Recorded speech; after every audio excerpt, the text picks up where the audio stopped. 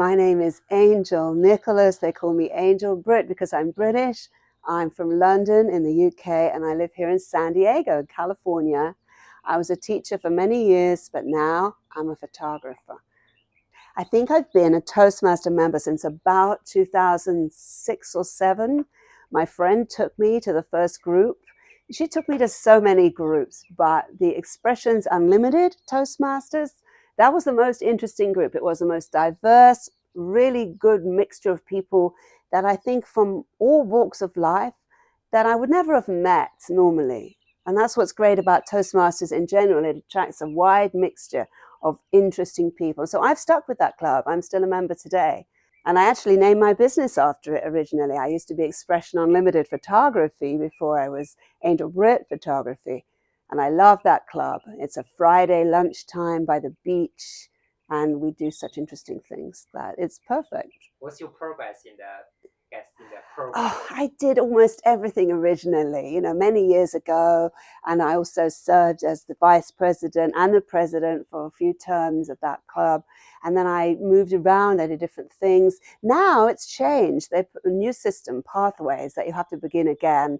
And I'm not really, I follow a few pathways. But I'm old, so it's not like I'm trying to reach anything. I don't have any goals as such to try to build my speeches. I just like to share what I have learned.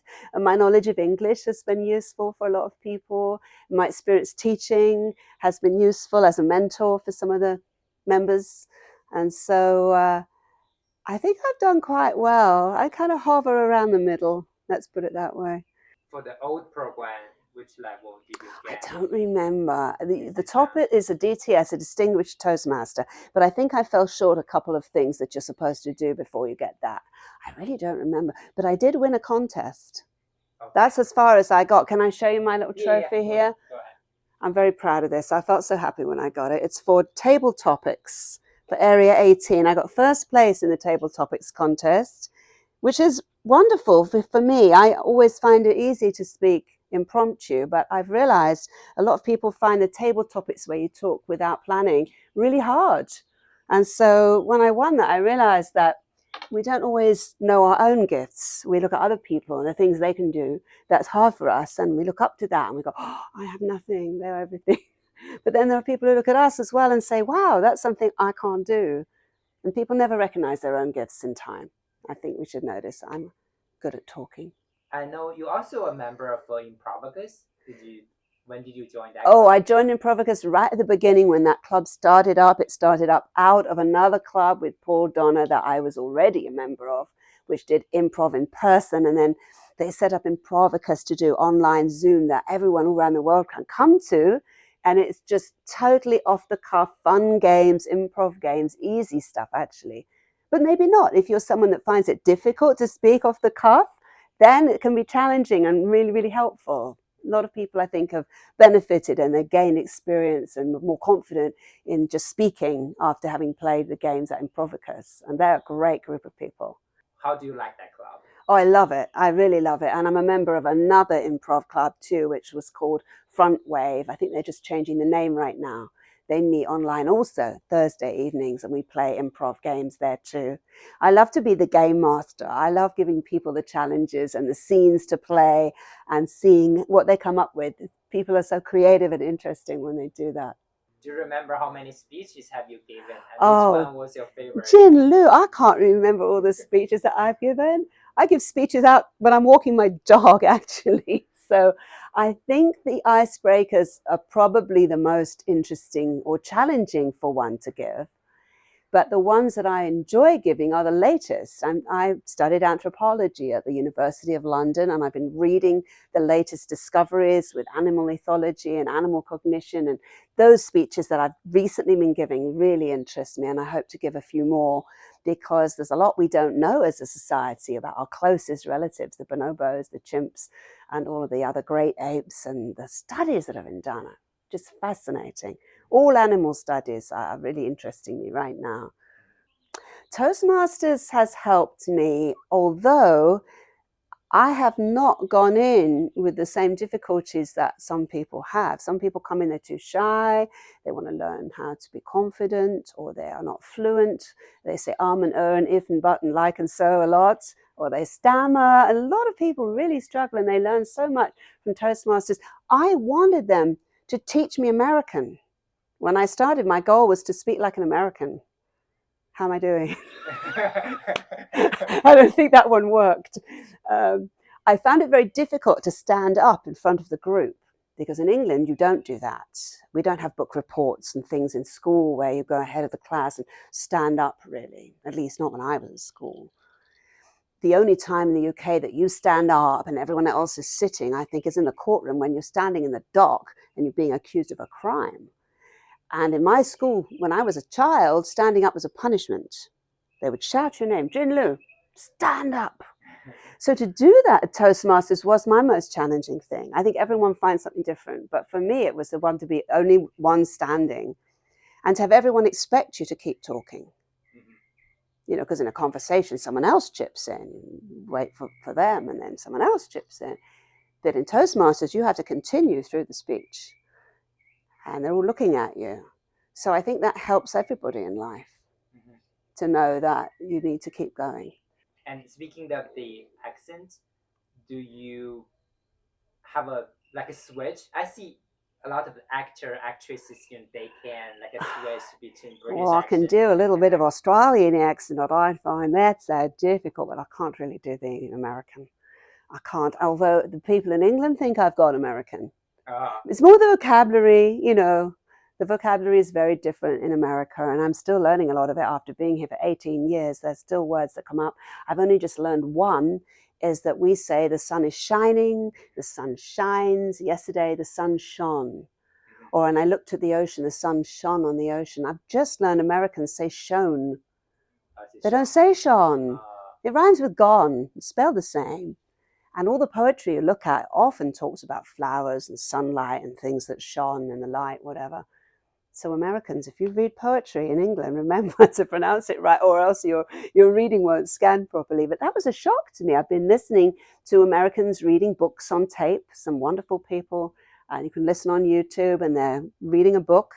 But every now and again, they mispronounce a word so badly that I don't know what they're talking about. And then I have to think back and I realize that they're just not familiar with those words. Do you remember any interesting stories in your Toastmaster journey? Oh my God, there have been so many good stories. Everybody in my club has been really interesting. You mean the stories they were telling? In anything, your experience or other people's stories? I think that there are too many to choose from, but what I want to emphasize is that there just are a lot. When you meet most people, you don't get into the level of conversation or fun or personal depth that you do at Toastmasters. When people talk about any topic they're passionate about, it's their floor for them to talk about. And so you learn a lot more about people. And if they are people, as I said before, people from different walks of life, and you're learning about them, their life, their point of view, their journey, that's something you don't really get anywhere else. You'd have to be really lucky and go to a lot of parties or sit on a lot of airplanes to talk to people for long enough to get these interesting stories. And I think there are a lot of them. And people surprise me all the time. You know, they give you a certain approach. They seem to have a certain personality or a certain interest, and then they'll open up the floor and talk about something completely unexpected and their point of view on it. I really like that when that happens. Did I have any challenges? The challenge for me is to do the pathways because it's new and because you have to use the computer. It recently kicked me out, so I couldn't go in and do my speech. That didn't used to happen when you just had a book you could go through.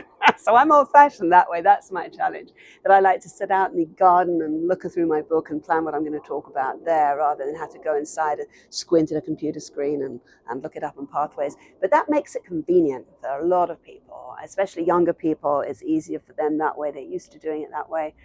And it gives you step-by-step stuff too. It leads you by the hand a bit more than the old style. So I guess that's really helpful for some people too.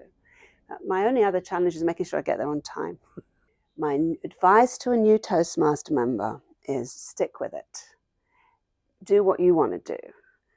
Talk about the things that matter to you. and get better at expressing them. Take the advice, listen to the evaluations. Evaluations you don't normally get in life, and often you don't know where you've gone wrong.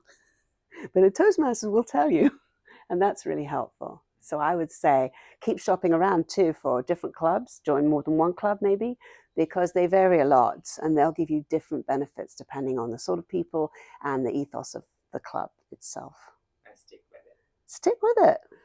Yeah, we've got people in their 80s who've been coming for 50 years because they enjoy it. And I stay because I enjoy it. I don't have any specific goals at all. But like I said, I like to share what I've learned and enjoy listening to other people. So I continue to go just because it's good fun. I'm so glad Jinlu likes my photos.